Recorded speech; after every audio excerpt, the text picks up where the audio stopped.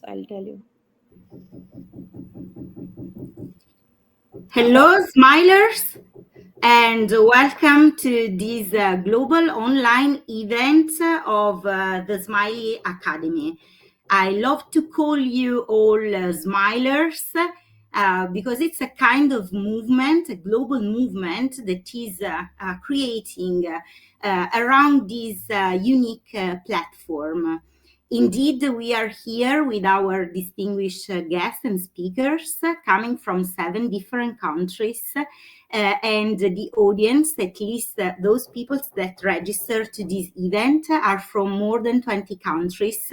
We have an international team of people working hard to this project that is a special project of the Indigenous Peoples Climate Justice Forum.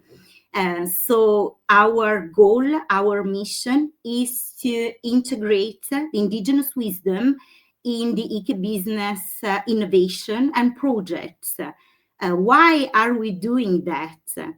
So we all are very well aware of the era that we are living in.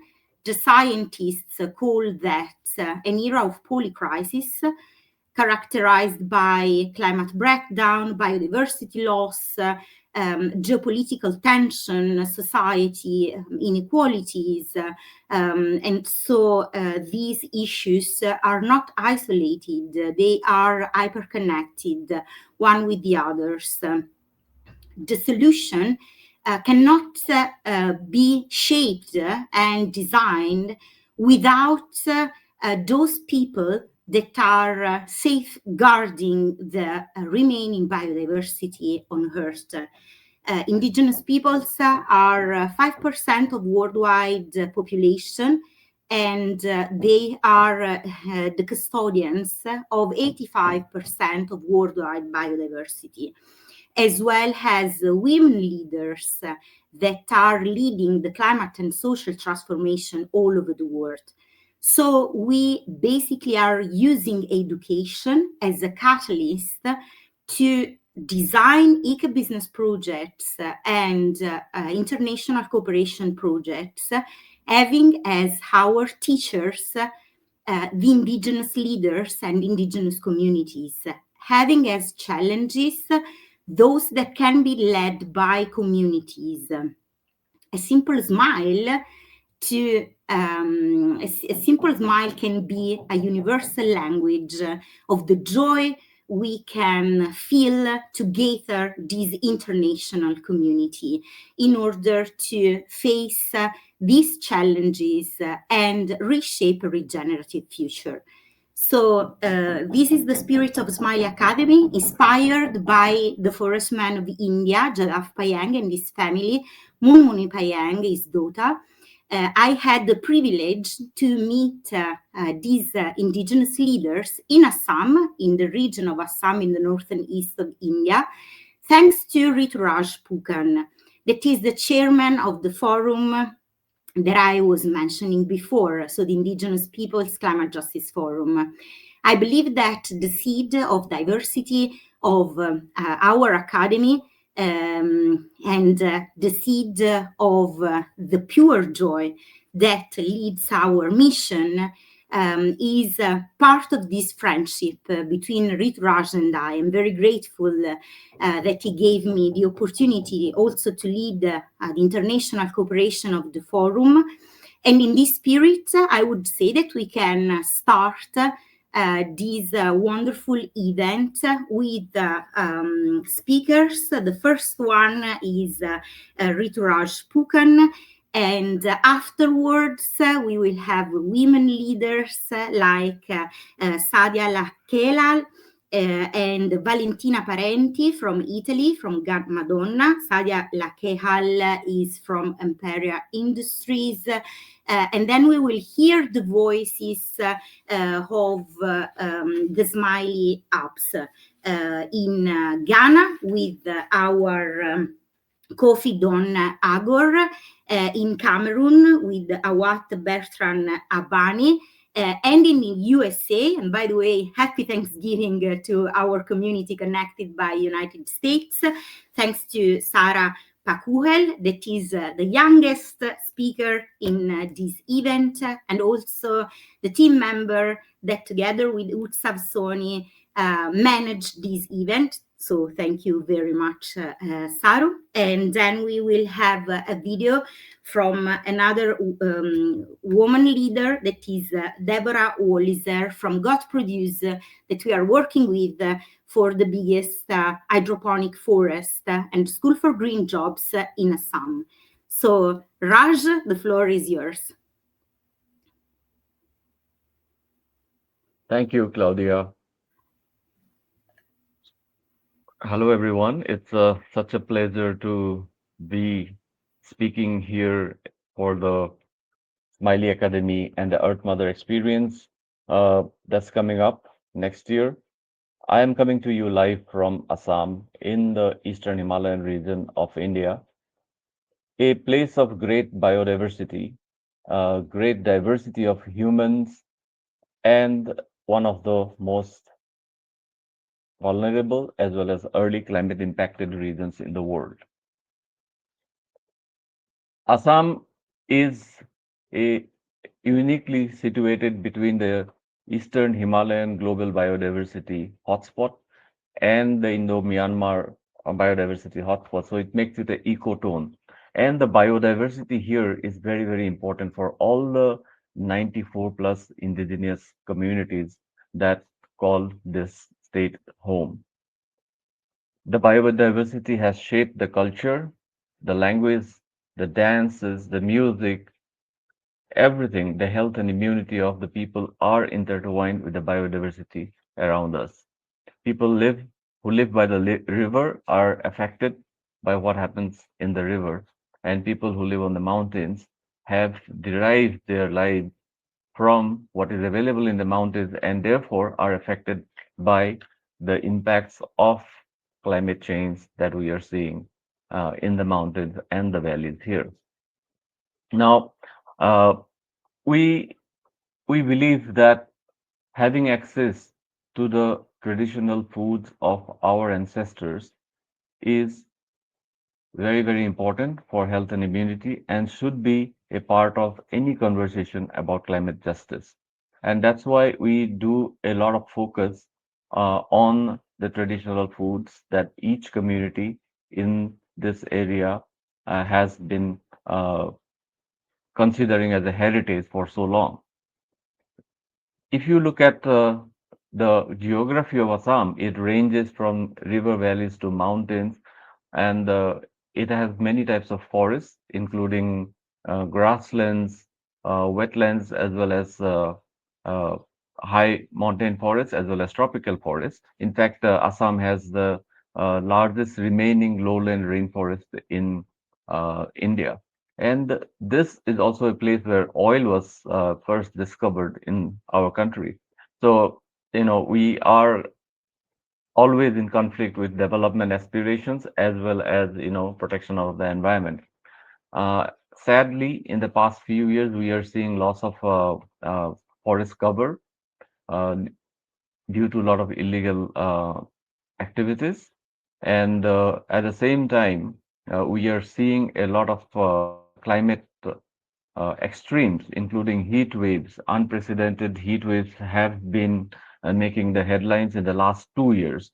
So that is affecting, changing the biodiversity of the entire region, and which is having a great impact on the lives of people. Uh, Now, let me quickly give an example from the pandemic. Uh, Claudia spoke about my great friend Jadav Payang, Padma Shri awardee, and the Forest Man of India. Now, when the government made it mandatory for everybody to have vaccines, to have access to public facilities, including transportation during the pandemic, uh, he was very reluctant to take the vaccine. His daughter called me up one day and said that the entire village were afraid to take the vaccination because they had never been vaccinated in their entire lives. Even though I live in the same region, I live in a urban, it's small towns. Uh, but as city dwellers, we're used to being vaccinated. So it came as a surprise to me.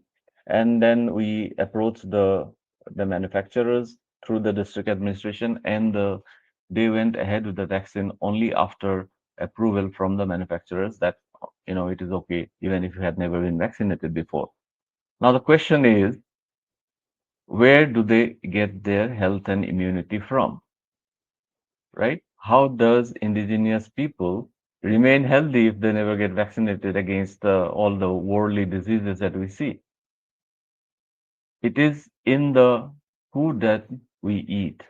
Traditionally, the food of indigenous communities has always been local and seasonal, and we have used our own unique methods of preparation, storage, and I think that is very, very critical to the health and well-being of our communities now and in the future context.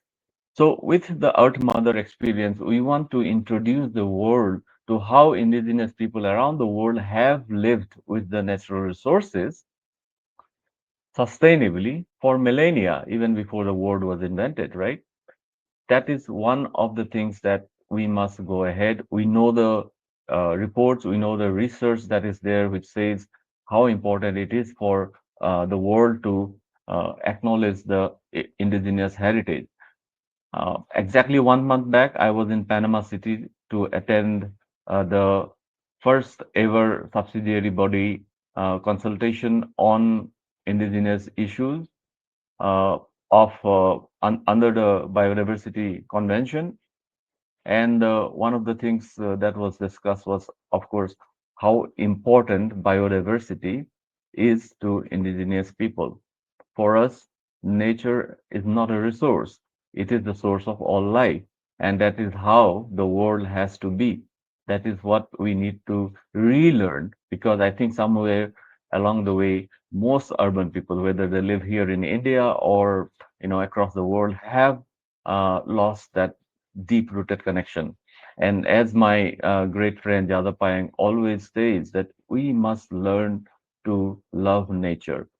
We knew how to live with nature at one point of time, for much of history actually, but then slowly uh, we have lost that connection. And with the digital world, it is threatening even uh, our indigenous children, because everybody has access to a mobile phone or a computer or a TV, and they get influenced by how they want to live. But thankfully, with the emergence of SMILY Academy and other groups who are trying to focus on indigenous way of life, indigenous traditions and processes, even the children of the indigenous communities themselves now are realizing that what they have been hearing from their ancestors, from their uh, mothers and grandmothers, are correct. That's the way to live, as the world now rightfully recognizes. The children are taking up protection of the tradition. The sons are going back to the field, to the mountains with their fathers to learn the traditions. Uh, you know, Thankfully, ours is one of the regions where these traditions are still alive, and people are still, hardly eating anything out of the packets. Most of the things that we eat are fresh. They're, freshly grown in the backyard or freshly brought from the market. When I travel abroad, I'm shocked to see the, almost 95% of things come packaged in, the plastics.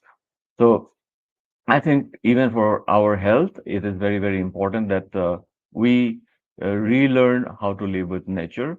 Uh, we all know that COP30 just ended in Belém, Brazil. Some of you must be aware that one of the positives, not there were not many positives, but one of the positives was a Belém Health Action Plan, which was launched. This is a new initiative to uh, stop food waste, or at least reduce food waste by half and stop methane emission. Now, again, when these things happen, we always I am afraid that we are looking at the problem from an urban lens, because in our indigenous communities, we never have food wasted at all. Nothing is wasted. We don't see such kind of waste any. Uh, I think the other great initiative that happened was that the LCIPP, that is the local communities and indigenous peoples, intergenerational dialogue, was also organized on the sidelines of the COP, and they pointed out how important land rights is. And right now, around the world, indigenous territories, despite all the reports, all the research about how important they are to address the planetary polycrisis, are being threatened with new development activities. So, while we talk about the way forward, we must also ensure that our indigenous brothers around the world are protected, their land rights are protected, their cultures and identities are protected, and the world has a lot to learn from how people have lived sustainably with nature. Uh, to end, I belong to the Thai Ahom community, and the Thai people are part of the Shans, and the Thai and Shan actually are perhaps the world's largest indigenous group. Our brother tribes and peoples live across Northeast India, Laos, Vietnam, Cambodia, South China, Thailand, Myanmar, and parts of Vietnam as well. So it is a big group. We are common, but we all have different uh, heritages when it comes to culture and traditions. Each one suited to where we have lived.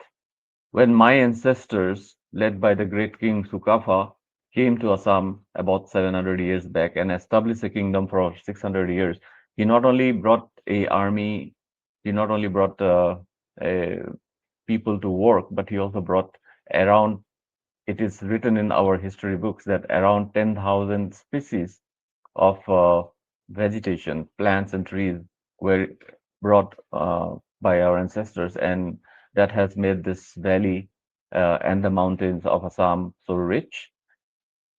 The northeast of India as a whole is also home to many other indigenous communities who have all unique identities and cultures. If you go Google to Google and look up Hornbill Festival, you can find out about the tribes of Nagaland. You can find out about the tribes of Arunachal Pradesh, about the Meghalaya, all of which have very rich heritage.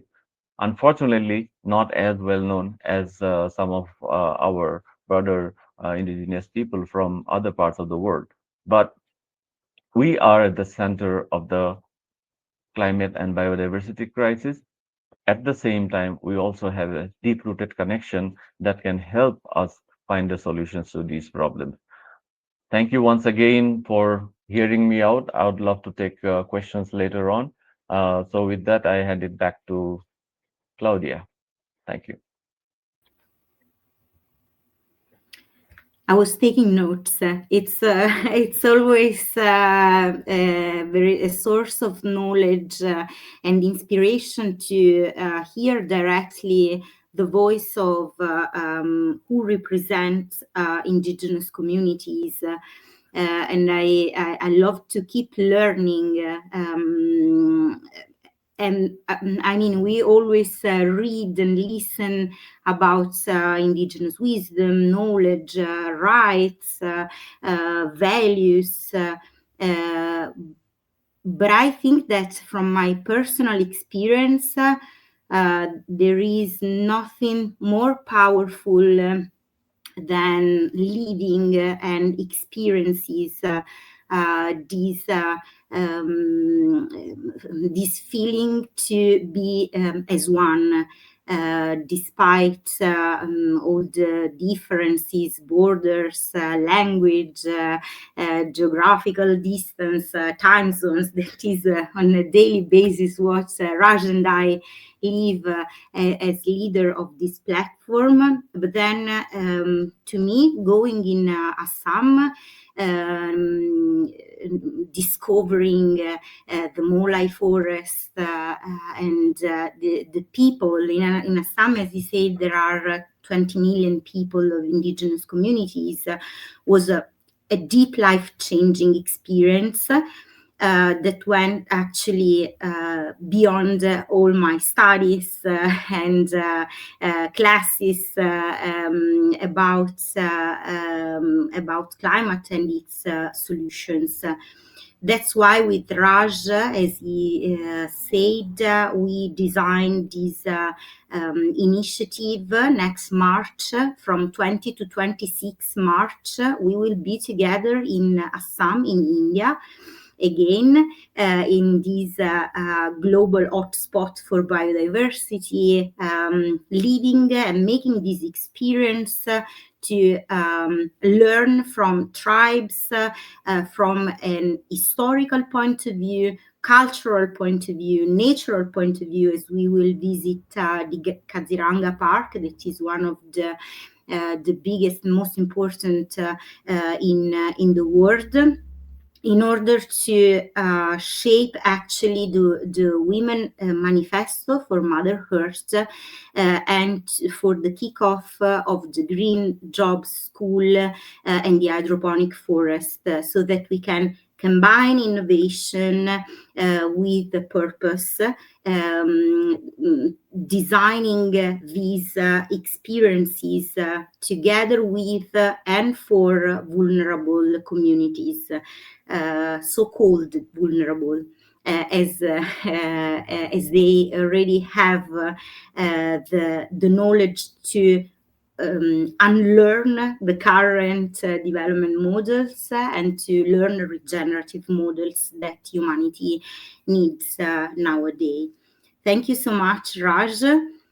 And talking about regenerative future, I'm happy to introduce the panel discussion on shaping a regenerative future through eco-business innovation. So we in this journey after India, we are going on the other side of the world, in Canada with Sadia Lakehal, in Italy with Valentina Parenti, and in US with Saru Pakurel.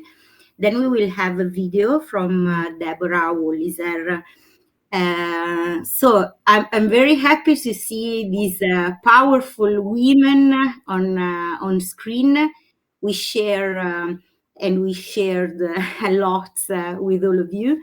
Indeed, I really want to stress that the hydroponic forest is possible thanks to Sadia Lakehal. She organized the summit of women in agri-tech in Belgium last September of this year, and usually her summit and international events are the place to be if you want to grow with the right people. Indeed, I met Deborah on that occasion, and we signed this agreement together, as Deborah is the CEO of Got Produce, with the patent specialized in hydroponic food and forest. So Sadia, thanks again for all your commitment and work for the international matchmaking among industries of different sectors. I would love to ask you the role of women entrepreneurs in accelerating the global regenerative transformation. Thank you so much, Claudia, for this invitation opportunity to join an amazing, important roundtable about the future women as catalysts leading the global regeneration transformation. Well, it's very interesting to come today, 2025, to reconnect to what is important for the humanity and the earth. So I can start by saying that imagine a world where business doesn't extract, exploit, or exhaust, but regenerates. So a world where every enterprise restores ecosystems, strengthens communities, and honor the wisdom that has sustainable life for generations. At the heart of the transformation stand women entrepreneur leaders who blend courage with care, innovation with intuition, and vision with values. Women who are shaping a new kind of economy, one that honor life, land, culture, and connections. So today our planet faces unprecedented challenges: climate distribution, biodiversity loss, an economic system that often value profit over people and the earth. So traditional sustainability is not longer enough. We must go further. Further, we need regenerations, a model that rebuilds when has been broken, heals when has been armored, and restores balance for future generations. So, why are women entrepreneurs essential for this global regenerative transformation? Because women bring something proudly needed in this moment of planetary crisis: an ecosystem mindset. This is the way and the way we have to think together. So, women understand the interdependence between land and livelihood, nature and community, innovation and culture. This holistic way of seeing the world is exactly what generation requires. Women also reinvest up to 90% of their income into their families and communities. This means that every woman led as a regenerative entrepreneur becomes a multiplier of well-being. When women prosper, many women communities prosper and regeneration accelerates. So many women are also guardian of traditional ecological knowledges in countries on countless indigenous culture. When women carry the stories of seeds, soil, water cycle, medicinal plants, and seasonal patterns, this ancestral wisdom is not outdated. It is a blueprint for generations. And when women weave indigenous knowledge into modern eco innovation, they create solutions that are both ancient and futuristic. Women are also experts at innovating under constraint. Regeneration thrives under constraint. Recycling, repurposing, reimagining what already exists, because women have long faced functional and structural barriers. They have developed extraordinary creativity in doing more with less.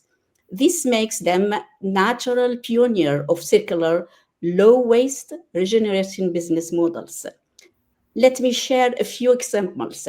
In generative agriculture, women are restoring soil health, capturing carbon, and rebuilding local food systems in ways that are both ecologically sound and economically valuable.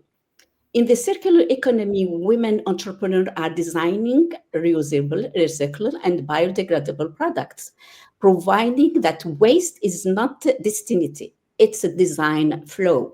So, in renewable energy, sustainable fashion, we can have biosolution and clean technologies. Women are driving innovation that heal ecosystem rather than harm them.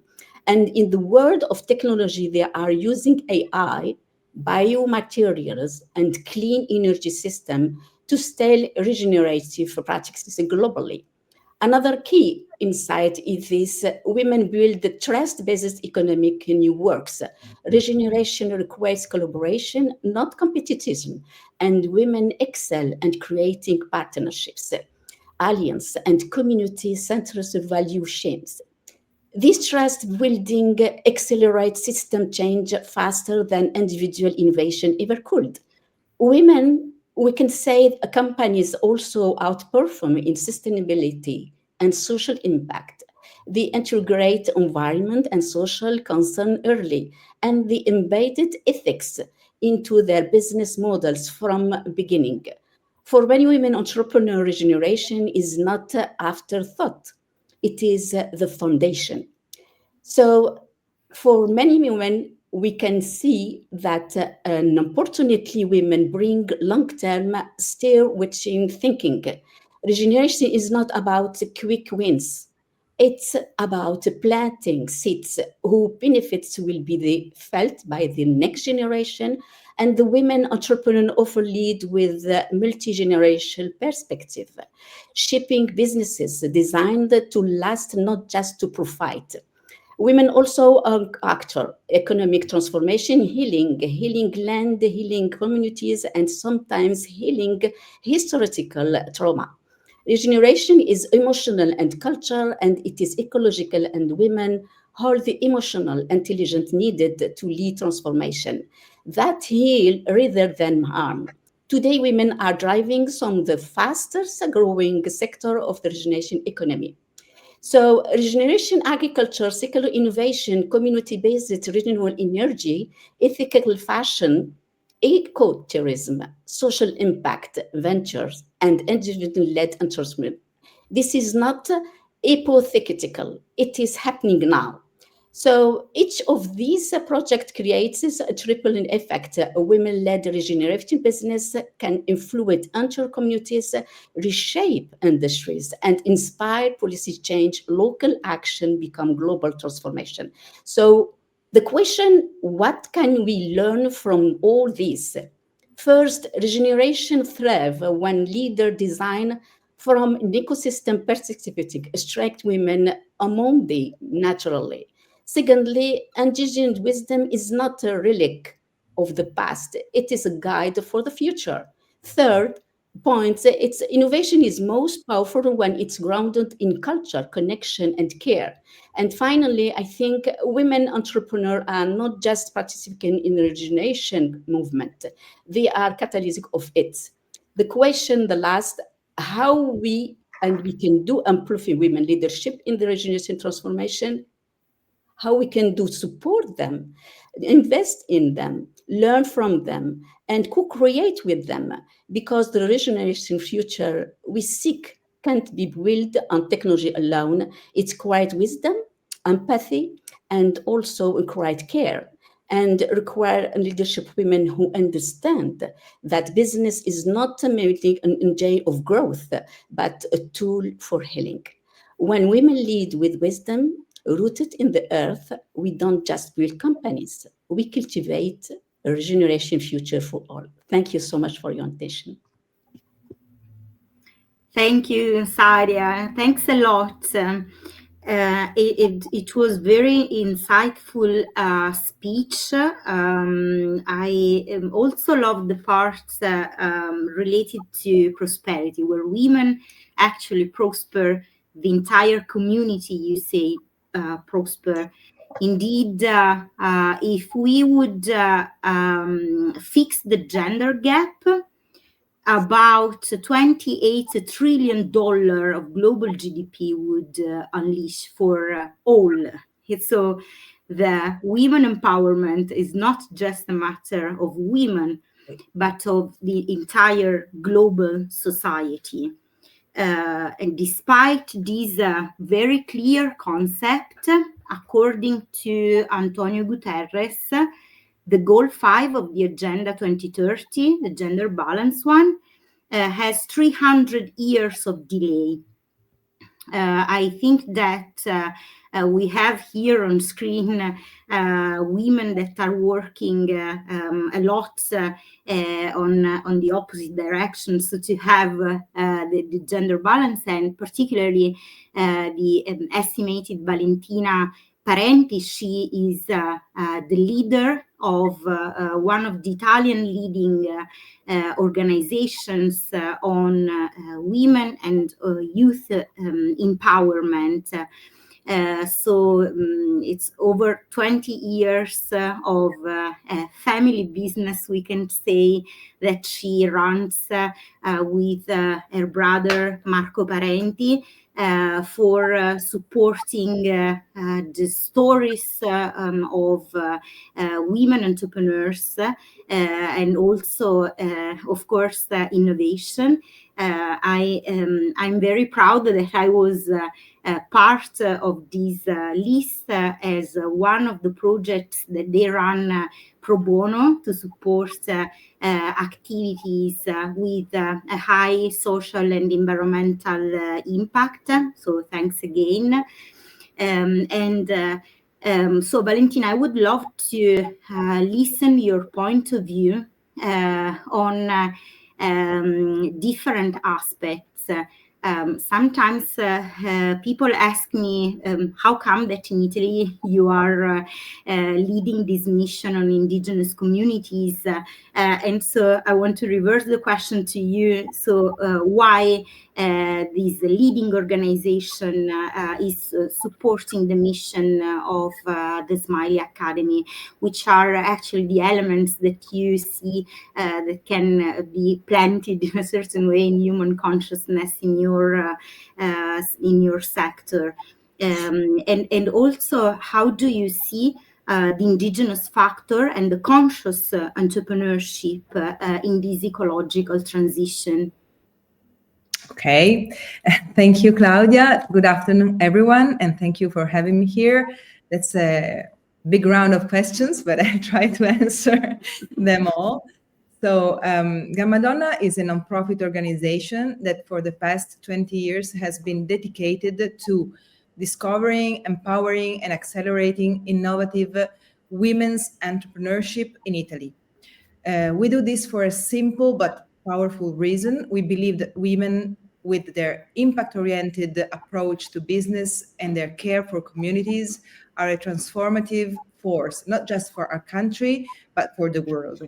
Our purpose is to bring new models of leadership and innovation into the economic system, models that create a future and, as Sadia said, not just profit.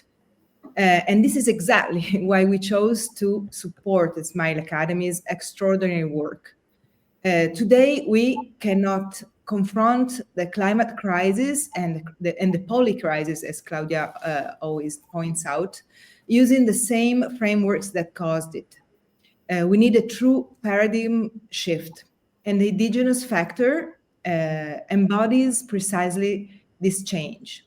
The indigenous factor brings three essential ingredients, in our opinion, to the ecological transition. The first one is a biocentric vision, placing life at the center of decision making.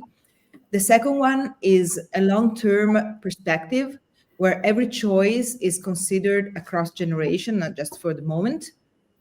The third one is reciprocity with the land, crucial to move beyond superficial sustainability toward truly regenerative models.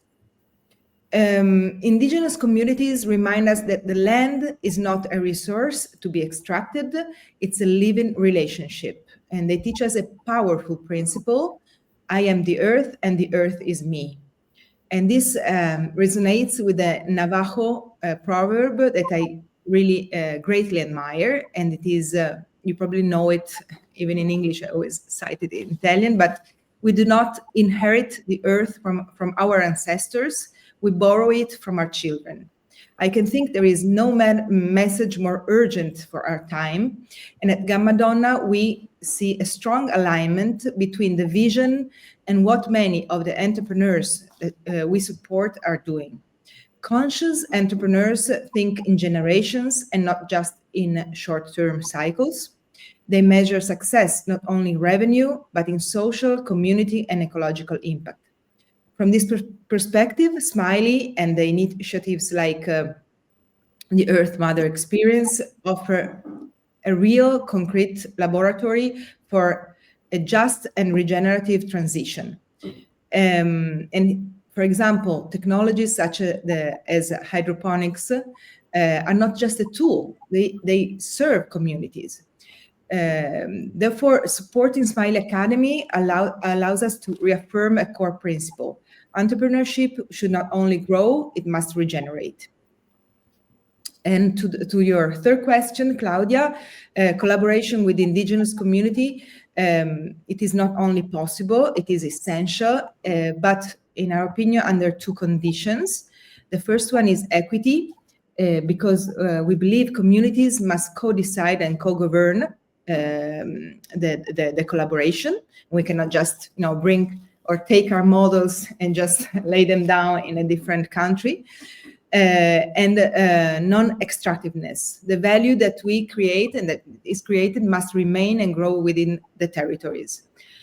And this is a very strong message for the business world. There is no future in a model that excludes those who safeguard biodiversity. And as an ecosystem for innovation, we have a duty to support this transformation. When Claudia introduced us to SMILY, we asked ourselves what we could do as Gamma Donna to contribute. And we chose to step in not only to amplify the message, but to connect visions, to combine indigenous knowledge with new networks, skills, and technology, and to build bridges toward economic models that are not only sustainable, but also and truly regenerative. Because the truth is that if the pace of business does not align with the rhythm of nature, our time in this planet is very limited. Thank you. Thank you, Vale. Thank you so much.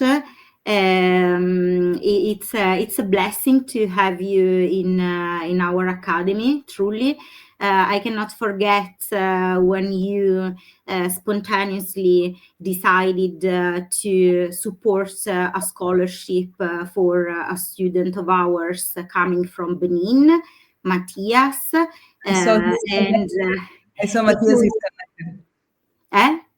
I saw Matthias is connected. He's watching. He's connected, yes, and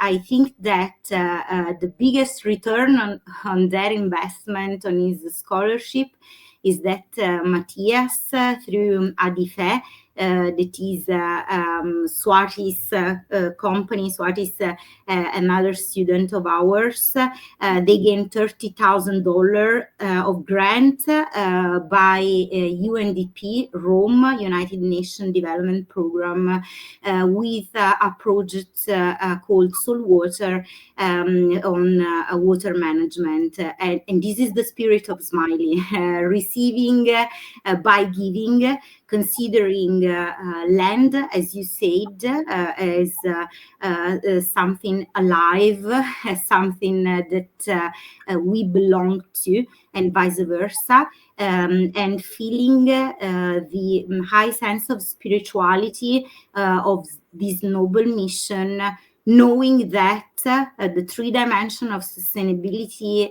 are not enough anymore. So the social, environmental, and economic, we also need the human dimension that actually is shaping the future.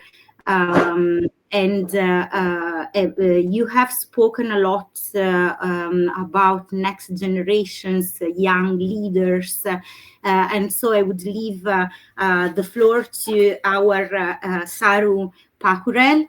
And talking about young talents, I really would love to listen to your point of view on these topics, this discussion, the intersection among education, culture, ecology, that we are trying so hard to implement very concretely. So far, we have more than 30 eco-business projects as a result of educational pathway.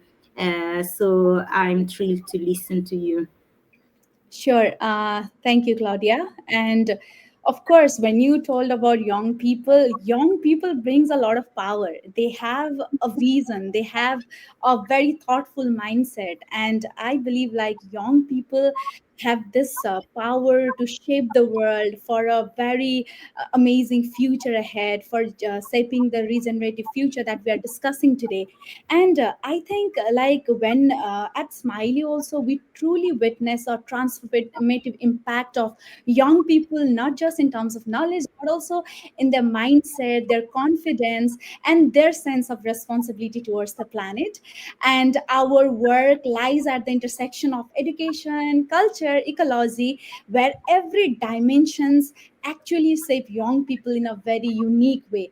Because when we know education, it inspires awareness and critical thinking, and through our eco business trainings and leadership sessions we gain a clear understanding of global environmental challenges. So when we explore a lot about awareness, a lot about education, but more importantly it is very much important for us to learn very critically and analyze the root cause of everything that happens in our world, everything that is going through. And this actually shift us to become a very proactive problem solver. So we always talk about problems, right? We always talk about what is happening in the world. We always talk about what are the ways we can cope up to the problems. But I think we should have the solutions in our hand, solutions in our mind. Solution is something that saves us for a better future, for a better sustainability. That is what I really believe in. And a very important and a very interesting thing comes culture along with education, because whatever things we are learning, whatever things we are aware of, culture helps them rediscover. Culture helps them to rediscover our dignity, our identity, and what is our purpose for life. So sometimes, as a youth, I also realize like many youth today feels very disconnected from their cultural roots. But while we integrate the indigenous wisdom, traditional ecological knowledge, and cultural storytelling into our programs, we think we can reconnect them into the heritage in a very meaningful way. And this builds a lot of confidence, a lot of something that actually outgrows with a powerful source of innovation for the young people. And not just that, the ecology is kind of a home. It gives the sense of stewardship, and it gives a young people a lot of responsibility, like by participating in a real world experiences, for a collective responsibility of how we create the innovative solutions for the earth. And these are all the things that influence not only young minds but their families, their communities. Witnessing this kinds of eco-friendly innovation and endeavors actually helps other people understand better. And the leadership also emerges very naturally, because leadership is not something like you learn just directly through your textbook or for curriculum, but it emerges naturally when you combine education, culture, ecology. Then you have the sense of responsibility, and young people takes initiatives, young people speaks up about environmental justice. We can do a lot of things for a very positive impact, and we collaborate with a lot of people, and that sense of responsibility, that sense of accountability, and a very beautiful vision of making this world a better place. I think that shapes a young mind, and that is how we are always motivated to do our work. We are always motivated to build our community, make it better, make a very wonderful art. So that is why working here, and also that is why working for a eco business innovation, working for a lot of variety of things that actually create impact in people's life, that actually adds value to that. And I feel really blessed because I get to interact with a lot of people today. Also I'm interacting with, I get to meet a lot of amazing people here, and I have my fellow panelists Valentina, Sadia, and they're just so amazing people. Their experiences matters a lot for someone now, and also to Claudia. So I think that's all. Thank you. Thank you very much. We feel not only your energy and enthusiasm, but also the responsibility to protect this and to keep giving to you all the opportunities we can. We have received a message from Deborah. We don't have her video, but I really want to thank her and also God Producer for the commitment related to the hydroponic forest and the green jobs school. Particularly, we are working with her and their company for the idea is to plant and have these nurses in two districts in Assam, Namaguri and Kokilamuk. Up to 1,000 hectares planting area. So we are talking for the beginning of about 1,000 trees of native fruit and flowering trees. Of course, so native. So we are already working with indigenous communities, and of course, thanks to our Rituraj Pukan. And so the demo day and the kickoff will be held on the occasion of the Earth Mother initiative again in March in Assam.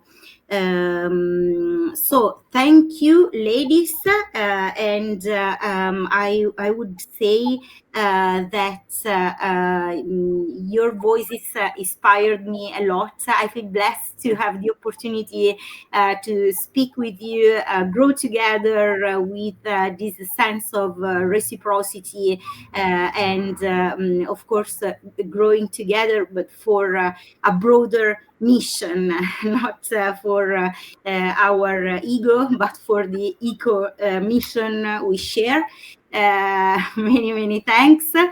And see you both, and Saru, see you in the for the Los Angeles Climate Week, hopefully, and see you both in India. Maybe Valentina, you're in Italy. Probably we will see before.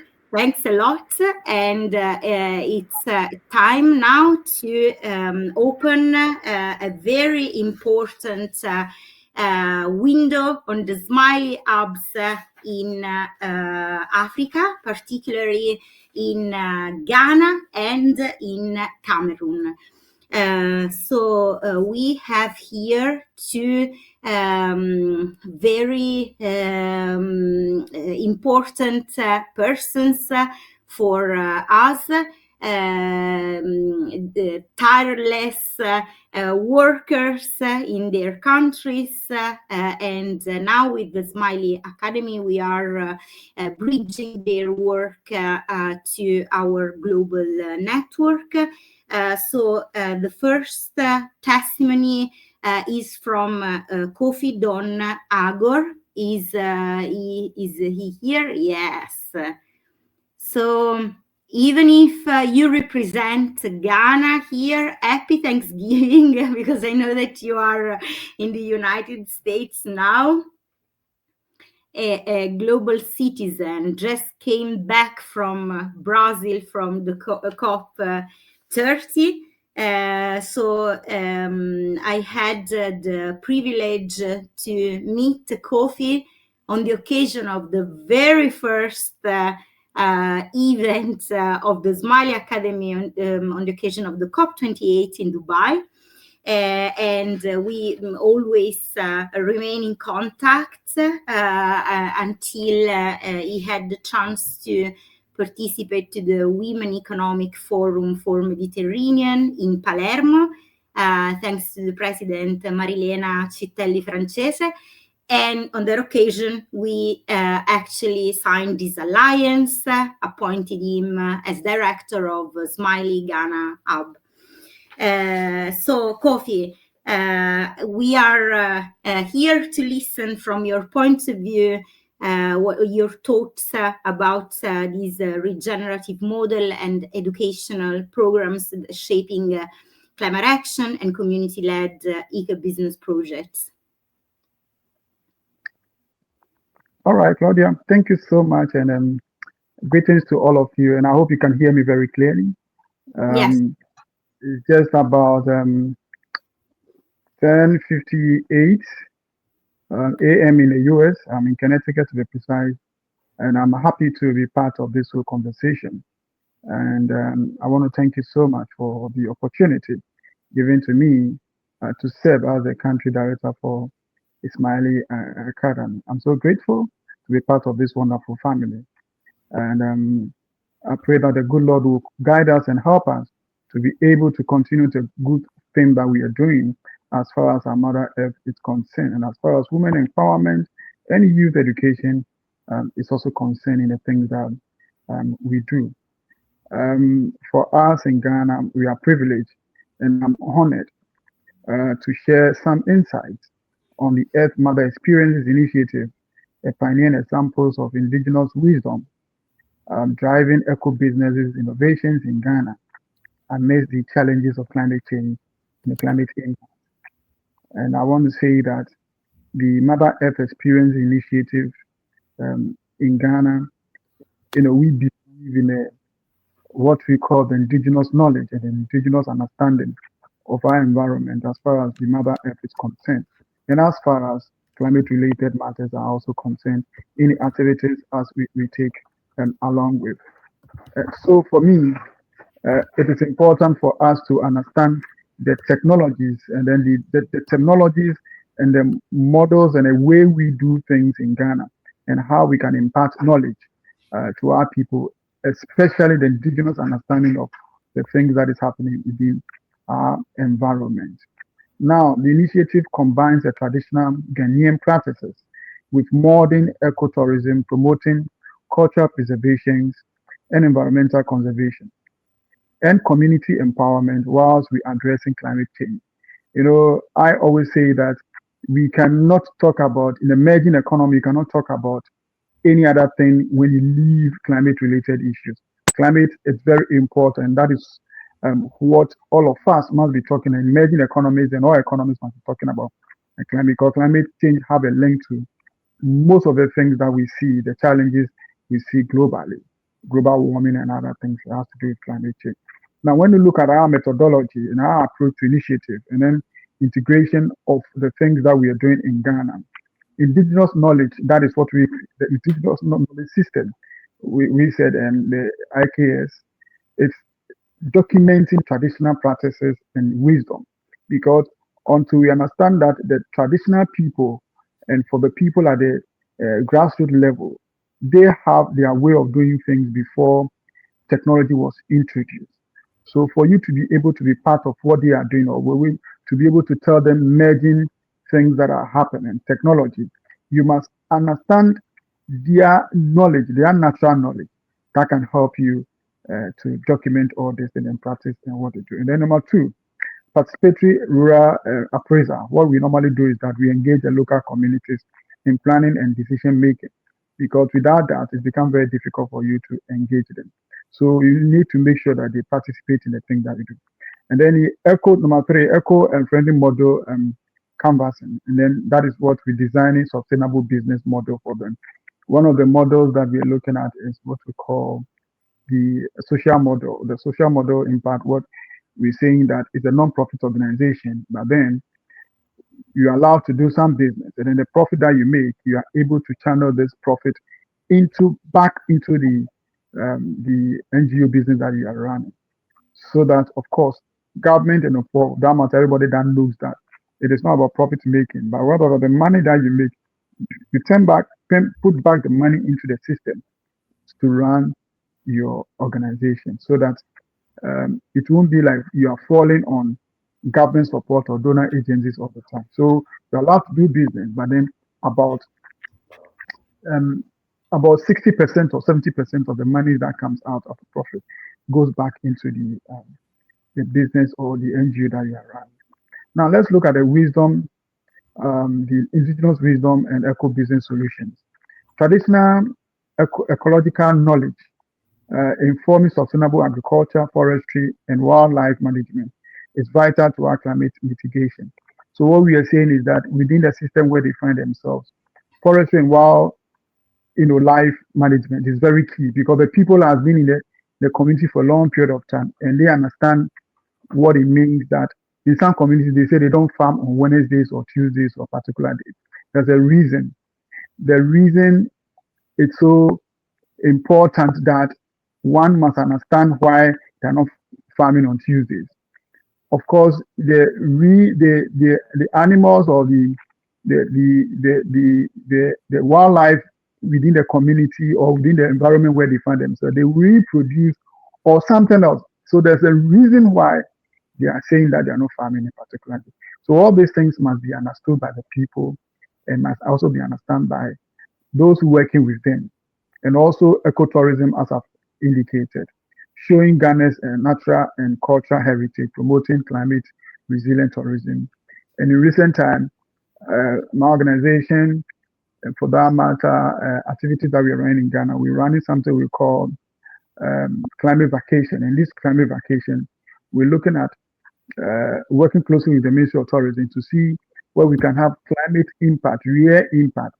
For instance, when you talk of drought, you come to some part of the northern part of the globe, and a lot of people have not seen what we call drought. They haven't felt it before. They haven't seen it before.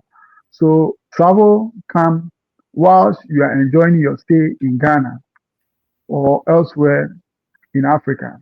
You are also seeing the real impact of climate-related issues, and all these things are part of the indigenous knowledge and indigenous culture and understanding of the people. And then we also have a community-led conversation where we empower the local communities to manage natural resources and enhance climate resilience.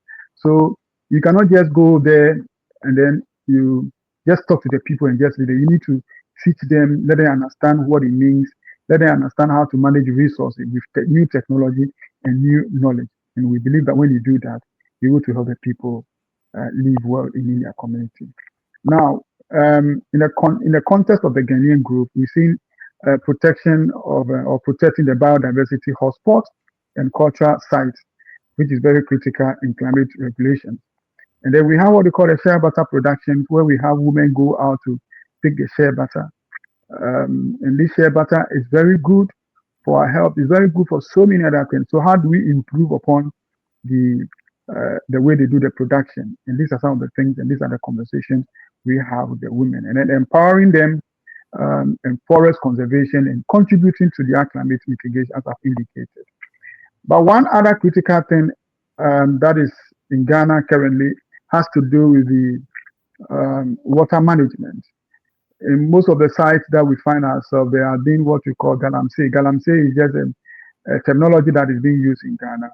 Is mining of gold. You know, Ghana used to be called Gold Coast, and the Gold Coast means a lot of gold over there. So this gold that is being mined, they are mining it without proper regulation and without proper equipment that they are using, and they are spoiling the water bodies in Ghana. And if you read much more about the water bodies in Ghana, it's a very big issue now.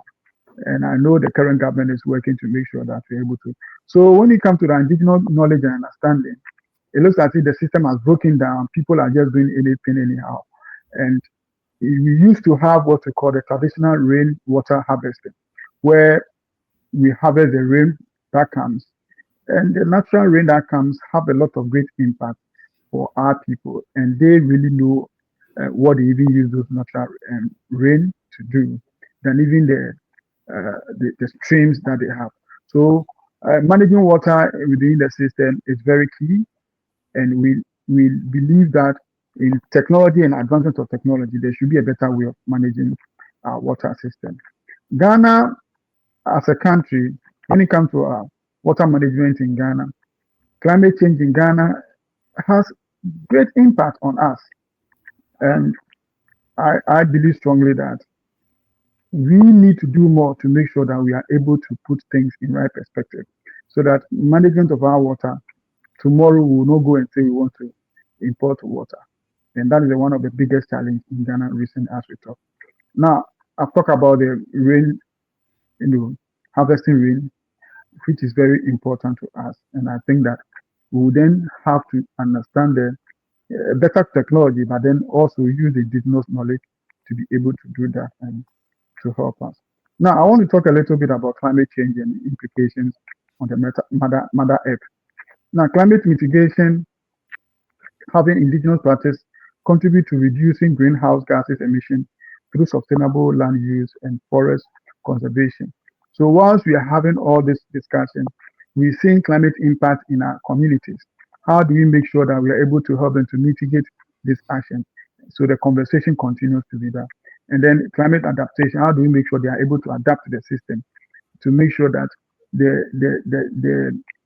when you go to the forest, there's a particular time that there should be a rain. Rain is not coming at that particular time. How are they able to adapt to the situation and find other technology? If we have to do irrigation, if we have to do uh, systems, sewage system that will be able to help them to get more water to farm when it's farming period. And all these things are things that we're doing to make sure that our people at the grassroots level are able to get it. And climate justice, we are empowering indigenous communities to manage natural resources as indicated, and then ensuring equitable access to climate benefit resources. And that is where the biggest challenge is.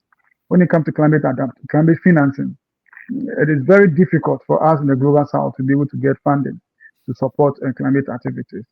And I think that the global north, as we recently completed the COP30 in Brazil, one of the things that I thought we would be able to stress on the funding component of climate impact has been one of the challenges ever since. And I think that the global north must look at it so that the people at the grassroots level are able to really talk about climate impact and get money to be able to fight the impact of the climate. We do not, in Africa, we do not emit more than 4%, but we are facing the impact of climate change. And that's a very big challenge for us in Ghana. In concluding, the Mother Earth Experience Initiative demonstrates the power of indigenous wisdom in driving eco-business innovation, promoting practices and practices of all the empowering communities to address climate change. So regeneration and then gravity of that activities is very key in making sure that we are able to understand the impact of our climate change. Now, I have some few recommendations that I will be able to talk to our people and make sure they understand. One, integrate an indigenous knowledge into eco-business strategies and climate policies. So it means that our people at the grassroots level will be able to make sure that they understand these things better. Then support community-led conservation and initiative and climate resilient projects. Now, three, foster partnership between indigenous communities, business, and government to address climate change and the real impact of water management at our local level. And then we're able to promote sustainable water management practices, recognize the importance of water conservation for Mother Earth and climate resilience. I believe that harnessing the indigenous knowledge to create a regenerative future where Ghana's natural resources, including water, are protected for generations to come amidst the changes in the climatic condition in our country. With these few words, I want to thank you so much for the opportunity given to me. Thank you. Thanks a lot, Kofi. It was very, very interesting. I would also love to recall that in Ghana, for the goals you were mentioning, we are also working with CHICOD, that is the Center of Indigenous Knowledge and Organizational Development. Thanks for mentioning the water management issue, which is very important actually in your country. I don't know if my students from the European Institute of Design in Milano are listening to this session, but a group of them is working on water management for Ghana. I know that you are available to support them, and it's a further sign of your generosity to give back to the future generations that are looking for actually creating an impact in emerging countries. I would leave now the floor to the last but not least speaker from Cameroon. By the way, we have hundreds of people, as I was saying, that registered at the event. The majority is from Cameroon. He's Awat Bertrand Abani. Is the chairman of the Green Globe organization, an organization that is aimed to actually educate future generations for acting on climate. I'm very happy to have the opportunity, thanks to the European Institute of Innovation for Sustainability, to put him in contact with the Ministry of Environment of this country. And thanks to this connection, Awat and the delegation from Cameroon will join the Earth Mother experience in Assam, in India, in March. That's the power of our family. Awat, we are listening. Sure. Hello. Okay. I don't know if I'm connected. Am I coming through? Yes, you're live. You actually are live. We all are listening to you, and we would love to listen to you to wrap up this event on giving your insights on regenerative models and the importance of educational programs that you are running with success in your country. Indeed, you also recently won a national award for your commitment. Congratulations again. Thank you, Prof. Okay, thank you very much. I'm indeed very much happy.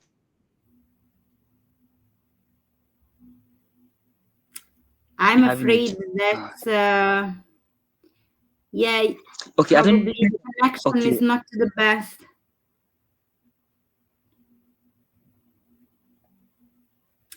No, so this is a bright example. Awat, we cannot hear you. The connection is not stable. Okay, is it better now? Yes.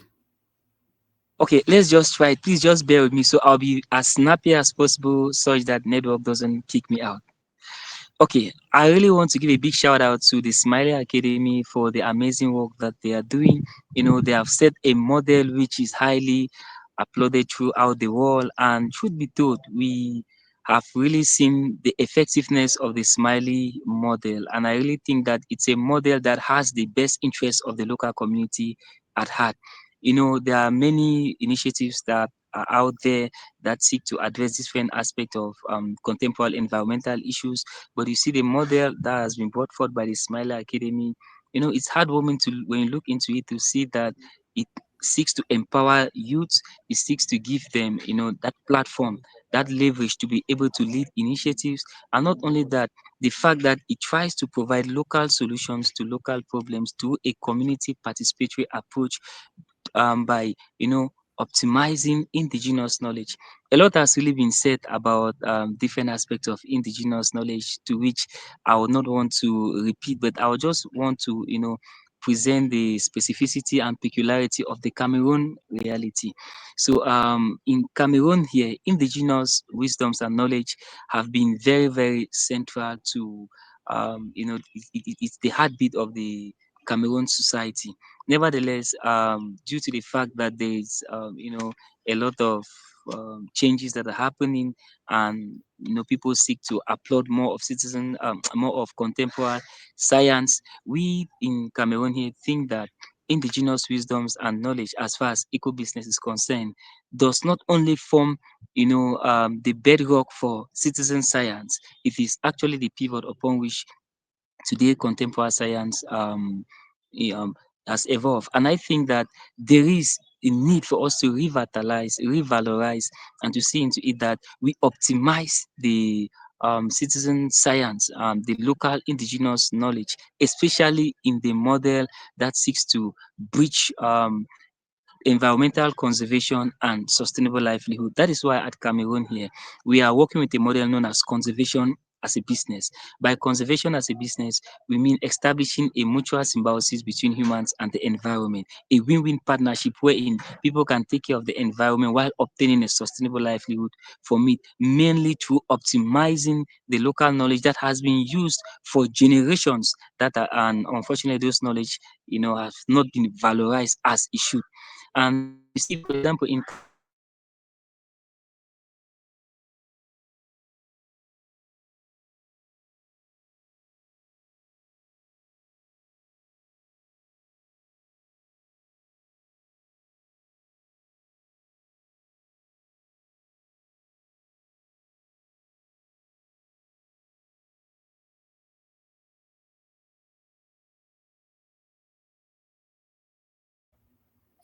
Okay, so I think that it was pretty clear Awat's message. It's also very clear one of the difficulties we can have working with emerging countries and vice versa. I mean, we need to overcome many difficulties to then achieve the goals that Awat was stressing. Anyway, you can find his amazing work online on Green Globe organization, and you can reach him out through LinkedIn. Again, Awat Bertrand Abani. I would close this event first of all, giving to all of you the many different entry points to cooperate with us. We are a network of volunteers. We are independent. As you see, our leadership is distributed among very different communities, and that's the vision we have, and that's how it will actually remain.